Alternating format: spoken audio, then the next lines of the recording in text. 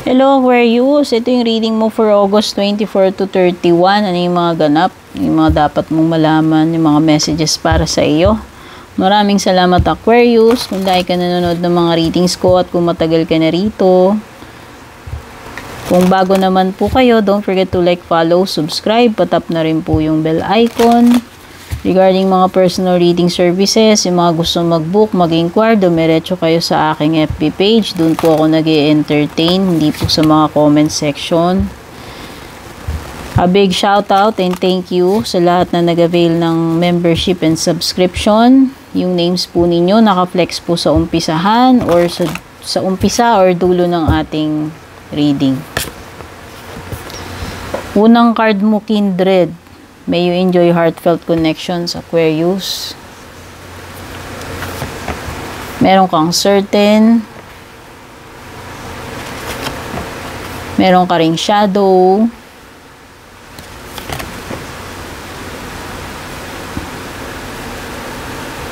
Ano natin itong trust.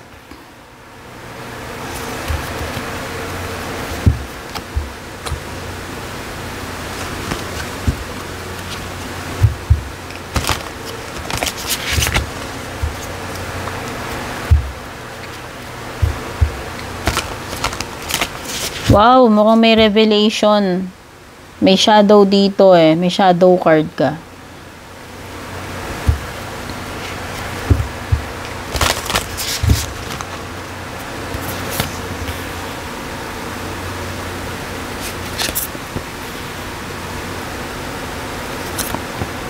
Meron ding Aries energy dito.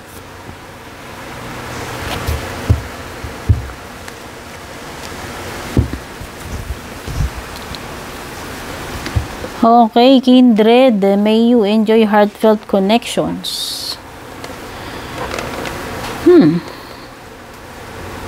So, nakikita ko dito is someone na maaaring makakasundo mo, Aquarius, no? Kumbaga maganda yung synergy ninyo, nitong tao na to, kung tao man yung pinag-uusapan dito.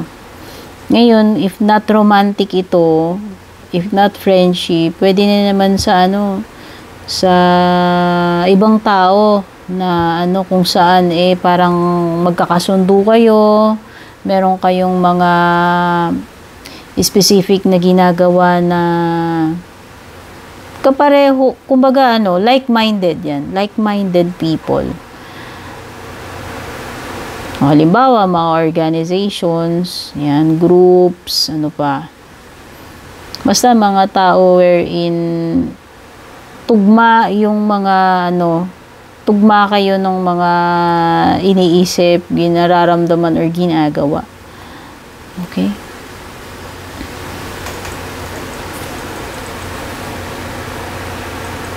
Maparomantic man yan or hindi, no? Kumbaga yung mga tao na kasundo mo sa mga sa mga ginagawa, activities, yan, kasundo mo ng kumbaga compatible kayo, magkakatugma kayo. May you be sure of your ground, ayan. Are you certain? Sure na sure ka na ba dito sa sa kinalalagyan mo, Aquarius? Kasi this card speaks about kung ano yung very foundation mo, yung kinatatayuan mo ngayon, itong current situation mo. Gaano ka ka-secured, gaano ka ka-sure, no? Kumbaga, talaga bang buong-buo na ba yung loob mo tungkol dito? Ayan.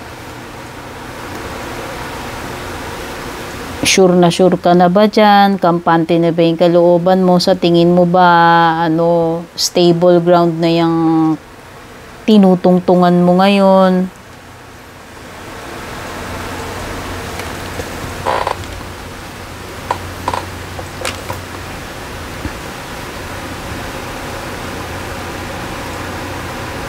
Kumbaga, hindi na ba magbabago yung isip mo? Desidido ka na ba? Yan, yung mga ganyang bagay na dapat mong i-consider. Gaano ka gaano ka-secured yan, itong iyong current situation. Mapatungkol man yan sa sa job mo, sa relationship. Shadow, may what is hidden come to light. So, yun nga yung sinasabi ko na meron something na marireveal dito, Aquarius, no? Sabi dito kung ano man itong nakatago na to, ito yung mabibigyan ng kaliwanagan eh.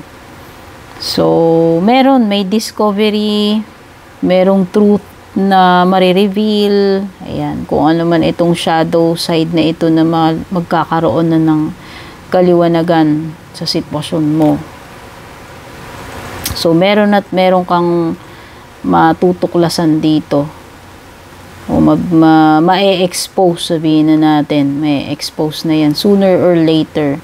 Trust, may you take this leap of faith. This is having faith, Aquarius, about this situation. Kung ano man itong nangyayari, kung may pinagdadaanan ka man ngayon. Na kumbaga parang ikaw ito na isinasapalaran mo na parang nagre-rely ka sa iyong faith pagdating dito sa sitwasyon mo. Kumbaga willing ka na willing, kumbaga pag nag-leap of faith ka, di ba hindi mo naman iniisip what's next or kung ano yung kumbaga parang bahala na ano yung maaaring mangyari, kumbaga hinahanda mo na lang yung sarili mo. Willing ka na willing ka na sumugal or makipagsapalaran doon sa sitwasyon na yun. Yun yung sinasabi dito. Na lakasan mo yung loob mo, have faith, trust, na kung ano man yung magiging consequences or outcome nitong gagawin mong pakikipagsapalaran, no? Kumbaga ikaw ito na naglalakas ng loob, na sumubok, regardless kung ano man yung magiging outcome dyan. What do you need to release? Waning moon. Ano ba tong mga bagay na to, Aquarius, na nagpapabigat sa iyo? Ano ba tong mga blockages na to? Ano ba tong mga bagay na ito na hindi na nagsuserve ng iyong highest good? Yun yung dapat mong i-release. So, siguro naman alam mo na to. Hindi ko na kailangan isa-isahin. Kasi for sure, alam mo naman kung ano yung mga kailangan ng i-release sa ngayon pagdating dito sa sitwasyon mo or sa buhay mo. Conclusions are within reach. Ayan na nga, yung shadow. Malapit na talaga. Meron ditong malapit ng magkaroon ng outcome, resulta, at meron ding malapit ng mabunyag, ma-expose, ma-reveal. Kumbaga malapit ng magkaalaman. Lilitaw at lilitaw na kung ano yung dapat lumitaw dito. Meron na ring possible na meron ding magtapos dito. It's time to take action,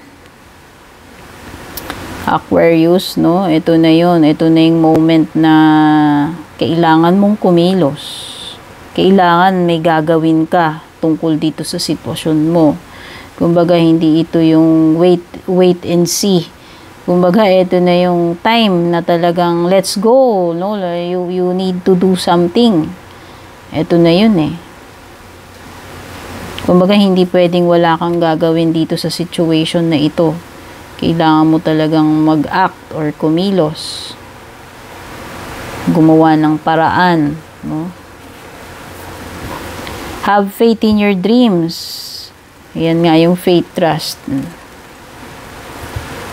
Tiwala lang, Aquarius, kung ano man itong pinagdadaanan mo. Huwag kang mawalan ng pag-asa. Yung lang yung sinasabi dito. Importante yung faith and yung trust pagdating dito sa sitwasyon mo sa ngayon. Huwag kang mag-give up. Kasi malapit na nga. Ayan, huwag kang mag-alala. Malapit na talaga. Sabi ko nga, magkakaroon na ng resulta. Magkakaalaman na, marireveal na yung dapat marireveal, kaya wag kang mag-give up.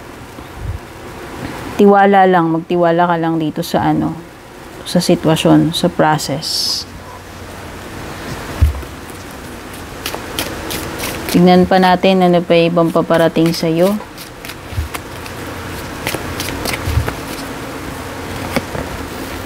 Wow, butterfly. Ayan na nga. O, kaya nga huwag kang mag-give up. O, have faith. So, conclusions are within reach. Malapit na. Magbabago na yung mga bagay-bagay, Aquarius. Magkakaroon na ng improvement dito sa situation mo. Malay mo, earliest, itong yung mga signs or malay mo, yung magagandang changes na hinihintay mo ngayong August 24 to 31, mangyari na yan. Kasi andyan yung butterfly, magandang transformation yan.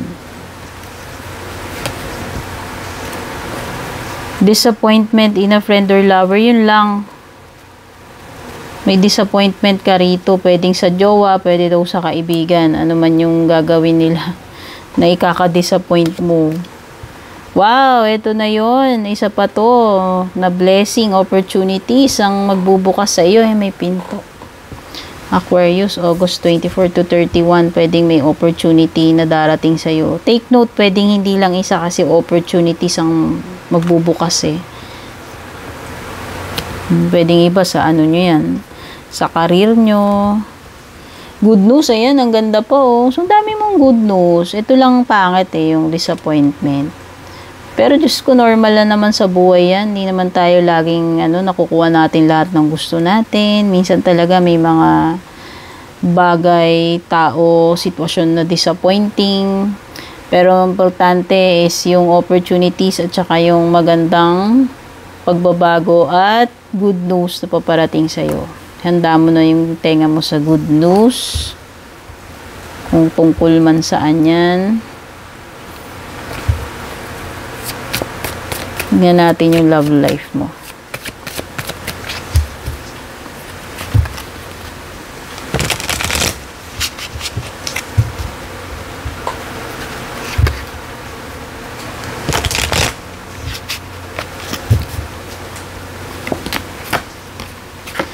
Bluff, ay, oo. Kaya pala nadi-disappoint. Puro buladas lang talaga tong person na to. Ayan binabluff ka lang niya. Pwede yung mga sinasabi niya, chika lang, mabulaklak, exaggeration, no? So, sabihin niya ganito, ganyan, pero drawing lang pala, talkies lang pala. Kaya naman pala, may disappointment ka in a lover or friend dito. Ayan. Tugma. Ano pa? Love life mo. Okay. Tinatry kang bulahin itong person na to. O yung iba dyan. Yung mga single, specific ito. Mag-ingat ka lang sa person na to kasi kung yan, kagaya nga, hindi mo pa siya ganun kakilala, Aquarius, halimbawa, wini-win pa lang niya yung puso mo, nililigawan ka pa lang, or kung, ewan ko, ano man gender nyo, para sa lahat ito. Pwedeng meron talagang chemistry sa inyong dalawa. Nandoon yung spark, nandoon yung kilig, nandoon yung attraction, nandoon na yung sabihin na natin na type nyo yung isa't isa. Kaya lang, pwedeng itong person na to drawing. O, baka sa umpisa, puro bola-bola, yun lang. Sabi ko nga, pwedeng mai-impress ka doon sa mga sinasabi niya. Pero, eventually, baka madi-disappoint ka rin kasi pwedeng chika-chika lang niya yun, bola-bola lang, 'di ba? Para lang ma-win ka niya, makuha niya yung loob mo, or 'di ba? Ayun na naman yung divine feminine, yin energy. So may paparating sa iyo, paparating sa iyo pagdating sa love life mo. You are about to receive something. You are open. You are vulnerable as of now. Pagdating sa love life mo, very very receptive So, you are about to embrace something na bago. Pwedeng bagong person nga to, sabi ko nga, pwedeng andyan yung chemistry. Kaya lang, maging aware ka lang na pwedeng bluff itong person na to or pretending. Kumbaga, exaggerated lang yung mga sinasabi niya kaysa dun sa actual na kaya niyang gawin. Okay? Sabi ko nga, pwedeng drawing, mabulaklak. Okay. One day, somewhere, another time.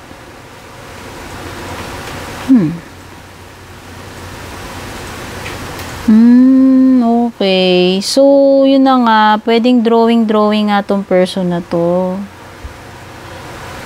Pwedeng may mga bula-buladas itong person na to sa'yo. Pero parang nakikita ko, pwedeng hindi pa matuloy lahat sa inyo eh. Pwedeng sa ibang timing, or sa ibang araw. Sabihin na natin, meron ditong nagbabluff. Oo, baka ganun.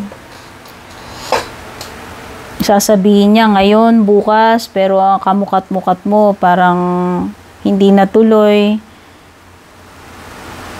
Oo, parang parang may energy dito ng pinapaasa yung pumapasok sa isip ko eh. Kasi parang this person, sinasabi niya, ganito ganyan, pero madidisappoint ka, biglang hindi naman pala, hindi mangyayari, hindi matutuloy. Basta parang may mga gano'n na para kang umaasa ka ng umaasa dun sa sinasabi niya, pero binabluff ka lang netong person na to. Yun lang. Okay, na parang pinangangakuan ka or may mga sinasabi siya sa'yo, pero hindi mo naman alam kung kailan talaga matutupad. Lagi ka na lang nadidisappoint dun sa sinasabi niya. Ayan. May energy ng paasa, ng drawing, yan, buladas, ayan. So, tignan na natin yung closing messages para sa'yo, Aquarius. Kumbaga, okay sana. Doon yung chemistry, kaya lang, puro naman chika lang tong person na to, puro drawing, no? Hindi naman natutupad yung mga sinasabi, parang ganun. So, parang nadidisappoint ka pa rin. Unang closing message mo within the next few months daw, Aquarius. So, timing na naman, may lumitaw na timing card. So, hintay ka muna, mga ilang buwan pa siguro, bago mo magawa yan, bago mo dumating, or bago matupad, kung ano man yan tungkol dyan sa next few months. Near future, hindi naman naabutin ng years, kaya siguro in the near future, mga ilang buwan. Pwedeng ibang bagay yung in the near future, kasi nga meron ditong conclusions or within reach, diba yung sabi ko yung malapit na. Meron ditong malapit ng ma-accomplish, malapit ng matapos, mangyari, meron ding malapit ng ma-reveal, so pwedeng yun eh. Or pwedeng it's about opportunity din, kasi may opportunity ka rito. Ayan o. Sabi nga dito, diba, opportunities, take note, hindi lang isang opportunity yung naghihintay sa'yo. So, pwedeng yun din yun, yung malapit na. Okay? Or pwedeng yung change, kasi may binabanggit dito na change. Basta meron ditong something na malapit na mangyari, and then iba pa tong binabanggit dito na within the next few months pa. So, dalawang clues about timing. O baka naman yung good news, yung malapit na, or pwedeng itong good news na to is related sa opportunity. Okay? Pwedeng yung iba naman na asap ninyo, malapit na is recovery. So, yan, kung meron mang naging sick or off color, ikaw or a loved one, no, ibig sabihin nandito na yung recovery period, no. Pwedeng health, pwedeng sa ibang bagay ang recovery, hindi lang naman ito about health, no. Pwedeng sa emotional healing, pwedeng recovery from a crisis, no. Kung ano man tong pinagdaanan mo, importante is makaka-recover na, makakabawi na uli, makaka-bounce back na uli. Okay, Aquarius, ito yung mga messages na nakuha ko. Sana makatulong sa iyo itong reading. Don't forget to leave a comment or like. Take care, babush.